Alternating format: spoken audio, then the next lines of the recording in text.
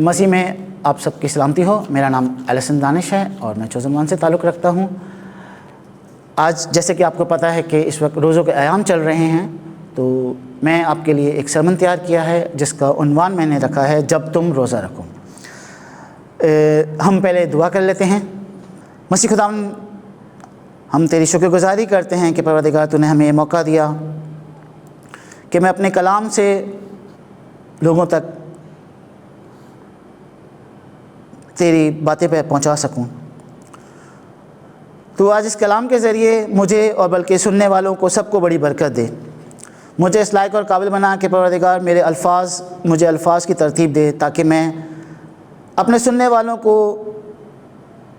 تیرے بتائے ہوئے سارے بھید سمجھا سکوں۔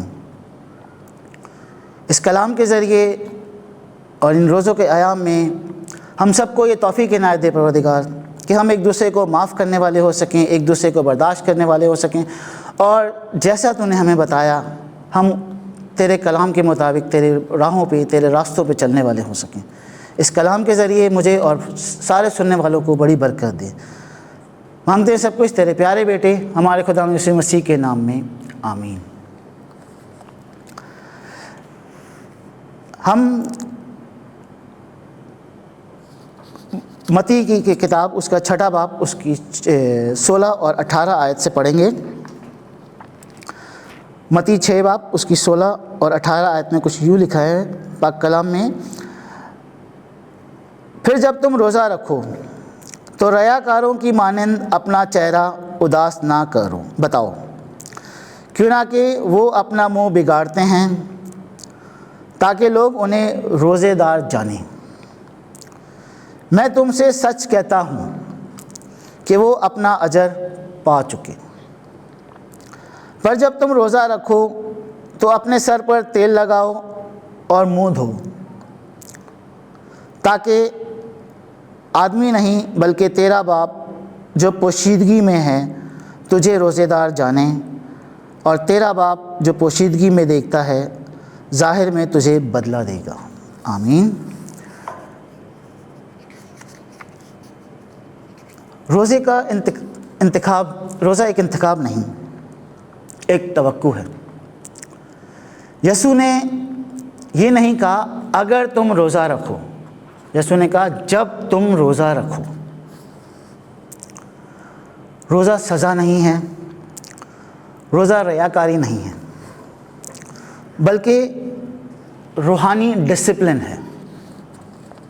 مثال کے طور پہ جیسے ایک ایتھلیٹ جو بھی ہوتا ہے، کرکٹ والا یا کوئی بھی، ہم کسی بھی ایتھلیٹ کو دیکھ لیں، وہ میچ سے پہلے ٹریننگ کرتا ہے، ویسے ہی مومن روحانی جنگ سے پہلے روزہ رکھتا ہے۔ اگر روزہ ضروری ہے تو پھر یہ کرتا کیا ہے؟ روزہ دل کو ٹھیک جگہ پر لاتا ہے۔ روزہ روحانی جنگ کے لیے تیار کرتا ہے۔ روزہ قیدیں توڑتا ہے۔ روزہ ہدایت اور وضاحت لاتا ہے۔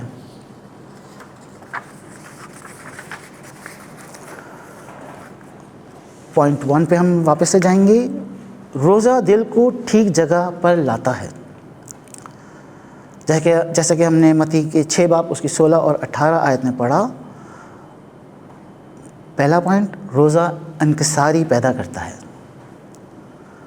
روزہ ہمیں یاد دلاتا ہے کہ ہم ہر روز خدا پر ڈپینڈ کرتے ہیں۔ پوائنٹ 2 پہ ہم پڑھیں گے، روزہ توجہ تبدیل کرتا ہے۔ جسم کی بھوک کم ہوتی ہے، روح کی بھوک بڑھتی ہے۔ آپ اپنے جسم کو بھوکا نہیں رکھ رہے، آپ اپنی خواہشات کو کنٹرول کر رہے ہیں۔ آپ سے ایک سوالیہ جملہ کروں گا میں، آپ کو زیادہ کنٹرول کون کرتا ہے، آپ کی بھوک یا آپ کا ایمان؟ روزہ صرف دل کو سیدھا نہیں کرتا، یہ جنگ کے لیے تیار بھی کرتا ہے۔ ہم اپنے پوائنٹ 2 کی طرف بڑھتے ہیں۔ جیسے کہ میں نے ابھی آپ سے ذکر کیا تھا، روزہ روحانی جنگ کے لیے تیار کرتا ہے۔ اس کو ہم متی کے 4 باب اس کی 1 سے 11 آیتیں پڑھیں گے۔ جیسے کہ میں آپ کے سامنے بائبل کھول کے پڑھ دیتا ہوں تاکہ کہ آپ لوگ کو بھی آسانی ہو جائے۔ متی کا 4 باب اس کی 1 سے 11 آیت۔ جب روح یسوع کو بیاباں میں لے گیا تاکہ شیطان اسے آزمائے، اور جب 40 دن رات روزہ رکھ چکا تو آخر کو اسے بھوک لگی۔ تب آزمائش کرنے والے نے اس کے پاس آ کر کہا، اگر تو خدا کا بیٹا ہے تو کہہ کہ یہ پتھر روٹی بن جائے۔ اس نے جواب میں کہا، لکھا ہے کہ انسان صرف روٹی سے نہیں جیتا رہے گا بلکہ ہر ایک بات سے جو خدا کے منہ سے نکلتی ہے۔ جب شیطان اسے مقدس شہر میں لے گیا اور ہیکل کے کنگرے پر کھڑا کر کے اس سے کہا کہ اگر تو خدا کا بیٹا ہے تو اپنے تئیں نیچے گرا دے، کیونکہ لکھا ہے وہ تیری بابت اپنے فرشتوں کو حکم دے گا کہ تجھے ہاتھوں پر اٹھا لیں، ایسا نہ ہو کہ تیرے پاؤں کو پتھر سے ٹھیس لگے۔ یسوع نے اس سے کہا، یہ بھی لکھا ہے کہ تو خداوند اپنے خدا کو مت آزما۔ پھر شیطان اسے ایک بڑے اور اونچے پہاڑ پر لے گیا اور دنیا کی ساری بادشاہتیں اور ان کی شان و شوکت اسے دکھائی، اور اس نے کہا، اگر تو جھک کر مجھے سجدہ کرے تو یہ سب تجھے دے دوں گا۔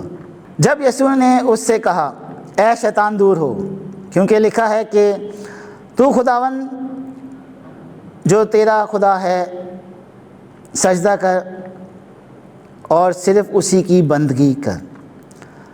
تب شیطان اسے چھوڑ کر چلا گیا، اور دیکھو فرشتوں نے آ کر اس کی خدمت کی۔ ہم پوائنٹ 2 پہ جائیں گے، روزہ روحانی جنگ کے لیے تیار کرتا ہے۔ یسوع نے آزمائش سے پہلے 40 دن روزہ رکھا۔ دشمن اکثر بھوک اور خواہش سے حملہ کرتا ہے۔ اگر وہ آپ کی خواہش کنٹرول کرے تو وہ آپ کا فیصلہ کنٹرول کرے گا۔ کمزور روحانی ایپیٹائٹ کے ساتھ آپ روحانی جنگ نہیں لڑ سکتے۔ کچھ چیزیں صرف تیاری سے نہیں بلکہ سیکریفائس سے ٹوٹتی ہیں۔ ہم پوائنٹ 3 پہ جائیں گے، روزہ قیدیں توڑتا ہے، جس کا ہم مرکز کی کتاب اس کی 9 باب اور 29ویں آیت میں پڑھیں گے۔ اس نے انہیں کہا کہ یہ قسم سوا دعا اور روزہ کے کسی بھی طرح سے نہیں نکل سکتی۔ کچھ قسم کی چیزیں صرف دعا اور روزہ سے نکلتی ہیں۔ نفس کو کمزور کرتا ہے، روزہ نفس کو کمزور کرتا ہے، روزہ روح کو مضبوط کرتا ہے، روزہ اتھارٹی کو بڑھاتا ہے۔ یہ ٹوٹ سکتا ہے بری عادت سے، نسلی مثال سے، ضدی رکاوٹوں سے اور ذہنی بوجھ سے۔ جو چیز ناممکن لگتی ہے شاید اسے ایک نیا لیول کی سرنڈر چاہیے۔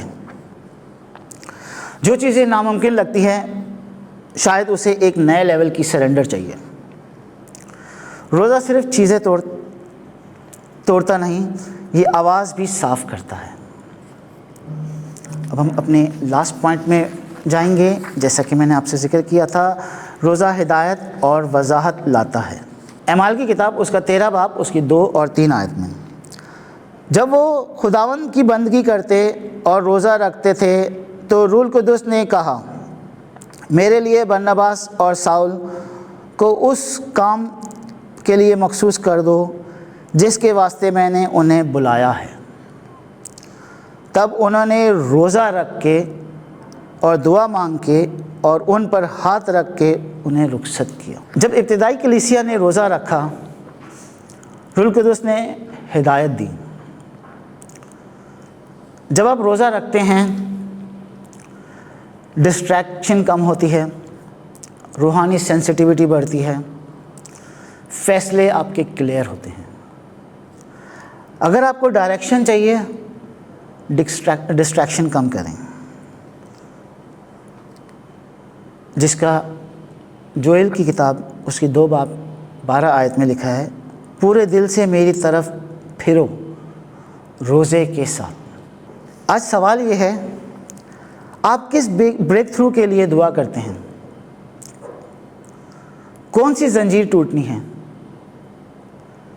کس فیصلے میں وضاحت چاہیے؟ آپ روزہ ایک دن سے رکھیں، ایک وقت کا کھانا کم کر دیں، یا کوئی ایسی چیز جو آپ کو کنٹرول کرتی ہے اس کو اپنے پاس سے دور کر دیں۔ جب جسم کم ہوتا ہے، روح بڑھتی ہے۔ جب بھوک کنٹرول ہوتی ہے، اتھارٹی بڑھتی ہے۔ مسیح آپ سب کو اس کلام کے ذریعے بڑی برکت دے، اور اس روزوں کے ایام میں ہم سب ایک دوسرے کے ساتھ مل بانٹ کے کام کو جلال دینے والے ہو سکیں۔ آئے ہم دعا کرتے ہیں۔ خداوند یسوع مسیح، ہم تجھ سے منت التجا کرتے ہیں کہ آج ہم نے جو تیرے کلام سے بڑی برکتیں پائی پروردگار،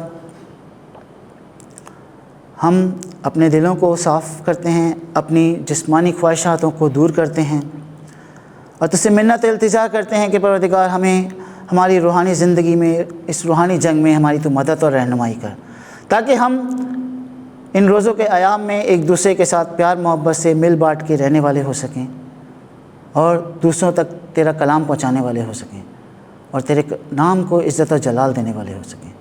مانگتے ہیں سب کچھ تیرے پیارے بیٹے ہمارے خدا یسوع مسیح کے نام میں، آمین۔